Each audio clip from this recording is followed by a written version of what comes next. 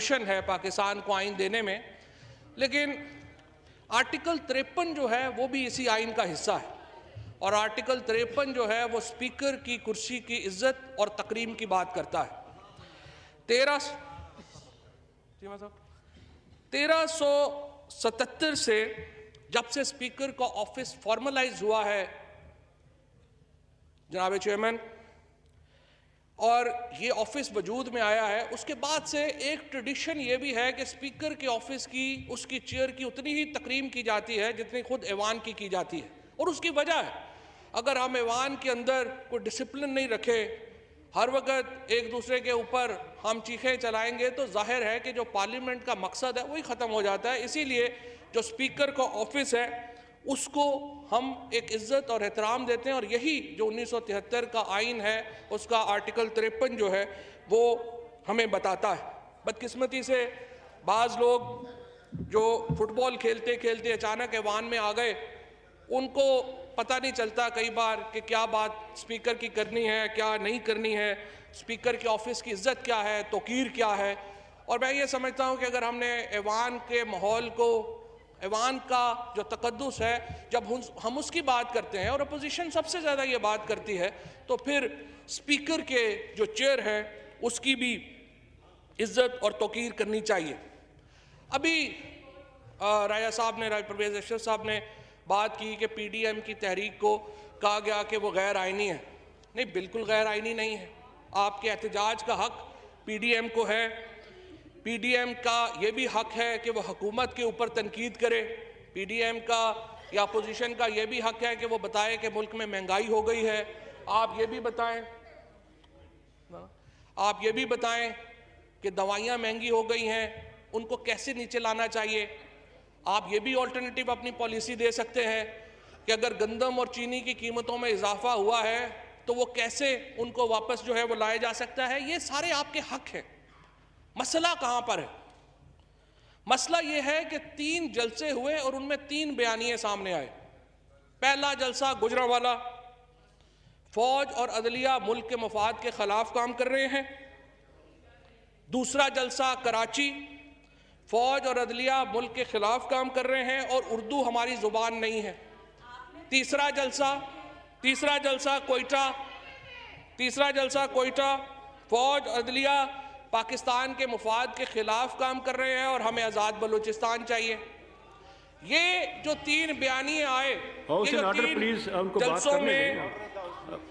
जो 3 बयानिए आए, उन पे मैं सिर्फ ये अर्ज करूंगा कि आप ही अपनी अदाओं पे जरा गौर कीजिए। हम अगर अर्ज करेंगे तो शिकायत होगी। अच्छा, फिर अगर नवाज शरीफ साहब बात करें, वो तो फंसे हुए हैं, उनके तो पैसे फंसे हुए हैं, वो बात करे तो ठीक है, वो बात कर रहे हैं। और मकसद तो 8 केस हैं।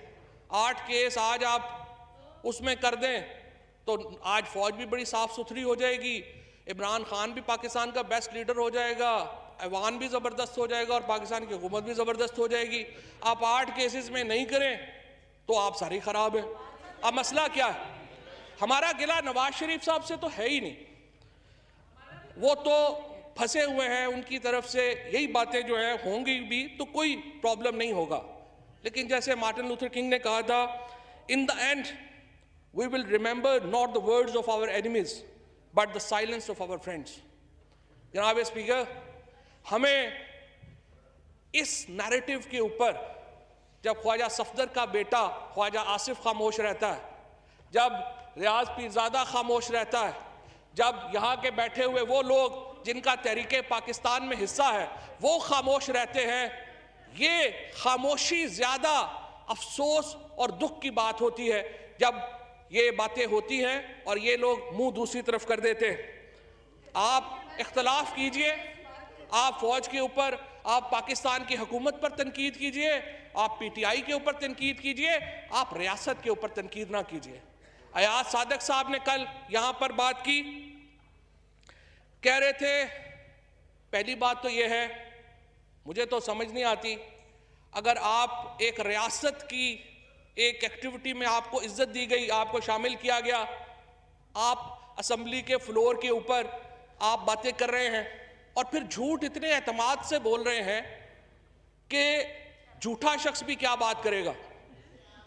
जिस एतमाद से उन्होंने आके ये बातें की यहां पर कि स्पीकर जनाब शाह महमूद कुरैशी साहब की टांगें कांप रही थी, कह रहे थे हिंदुस्तान हमला कर रहा है। हमने हिंदुस्तान को घुस के मारा है जनाब स्पीकर वहां पे। और पुलवामा में जो कामयाबी है, पुलवामा में जो हमारी कामयाबी है, वो इमरान खान की क़यादत में इस कौम की कामयाबी है।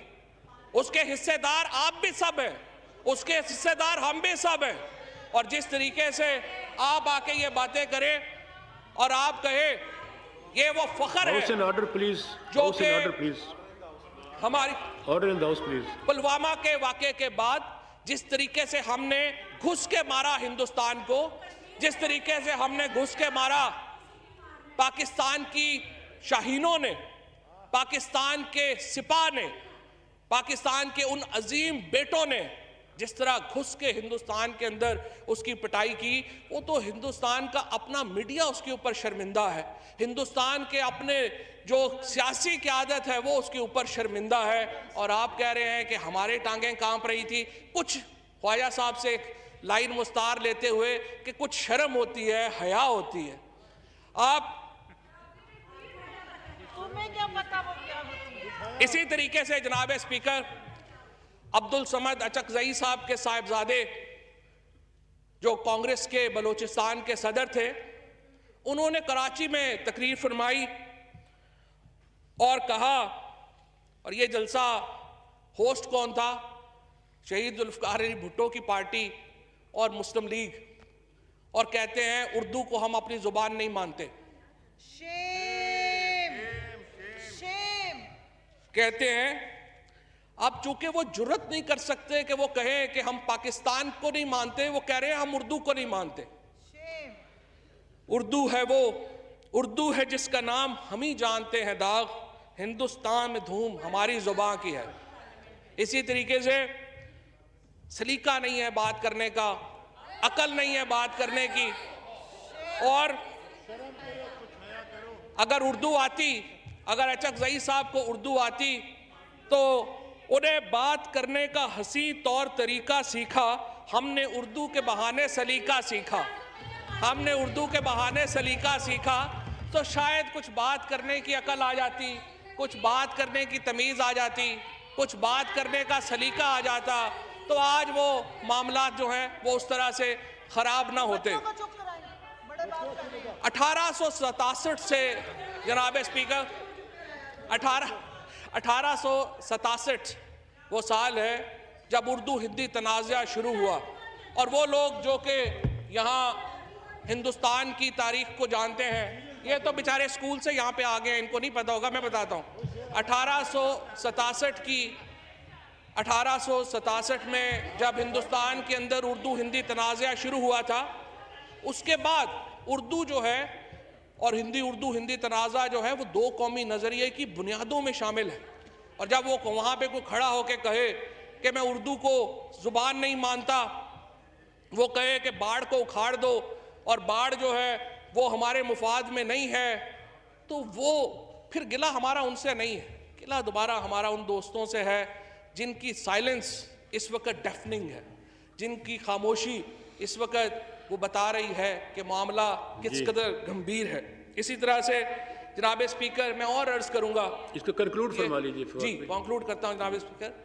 एक जो मामला है जिसमें जो PMLN एक खतरनाक, मैं दोबारा मैं ये बात, मैं कोई तनाज़े की बात नहीं करना चाहता सिर्फ, और यहाँ पे जो ज़्यादातर लोग बैठे हैं उनसे साथ फ्रैंकली कोई तनाज़ा है भी नहीं, क्योंकि हम जानते हैं कि उतने ही मुहब्बत वतन है जितने बाकी कोई पाकिस्तानी है, जितने हम मुहब्बत वतन है। लेकिन बात करने का सलीका होना चाहिए। बार बार इनके स्टेज से बात आती है कि हम फौज के जर्नैलों के साथ हैं, फौज के जर्नैलों के खिलाफ हैं, फौज के जवानों के साथ हैं। ये बात आप करके किसका फायदा करना चाहते हैं? मुझे आप बताइए, क्या जब मेजर जनरल सनाउल्लाह नियाजी ने अपनी शहादत नहीं दी इस जंग में? मुझे आप बताइए, जनरल मसूद असलम का जवान बेटा यहाँ पे शहीद नहीं हुआ? कौन सा इस वक्त लेफ्टिनेंट जनरल है पाकिस्तान की फौज का, कौन सा इस वक्त मेजर जनरल है पाकिस्तान की फौज का, ब्रिगेडियर है, कर्नल है, कैप्टन है, जिसने अपना सीना अपने जवान के साथ पेश नहीं किया इस जंग में? ये तकसीम की बात आप ना करें। आप ये तकसीम की बात करके जब फिर आपके ऊपर जब गिला आता है, क्योंकि यही बात अजीत डोवल कर रहा है, यही बात हिंदुस्तान का वो जो इंटेलिजेंशिया, जो सिक्योरिटी एस्टेब्लिशमेंट का इंटेलिजेंशिया है, वो ये बात कर रहा है। मुझे यकीन है, मुझे यकीन है आप सब मोहब्बतन लोग हैं, मुझे यकीन है आप लोग, लेकिन कई दफ़ा नादानी में भी गलतियां हो जाती हैं। आप लोग अपनी सलीका बयान करें, अपनी गुफ्तगू का सलीका बयान करें। और दूसरी बात, आप इतने बड़े पहलवान नहीं हैं। आप जनवरी में क्या, जनवरी 2028 तक भी इमरान खान को कहीं नहीं भेज सकते। आप जोर लगाएं, जोर लगाना तो आपका हक है, आप जोर लगाइए। मैं सिर्फ ये कहता हूं कि आप गलियों में मारे मारे फिर रहे हैं, कभी इस गली, कभी उस गली, कभी तेरी गली, कभी मेरी गली। आप हमारे साथ बैठिए, इलेक्टोरल रिफॉर्म्स के ऊपर बात कीजिए, आप हमारे साथ बैठिए, मईशत के ऊपर बात कीजिए, आप हमारे साथ बैठिए, मुल्क की गवर्नेंस के ऊपर, मुल्क के मुस्तकबिल के ऊपर बात कीजिए। लेकिन अगर आप अपना मुद्दा 8 केसों के ऊपर रखेंगे तो फिर ना तेरी बात ना मेरी बात, आप भी जोर लगा ले, हम भी जोर लगा लेते। बहुत शुक्रिया। जनाब ख्वाजा मोहम्मद आसिफ साहब, तशरीफ रखिए।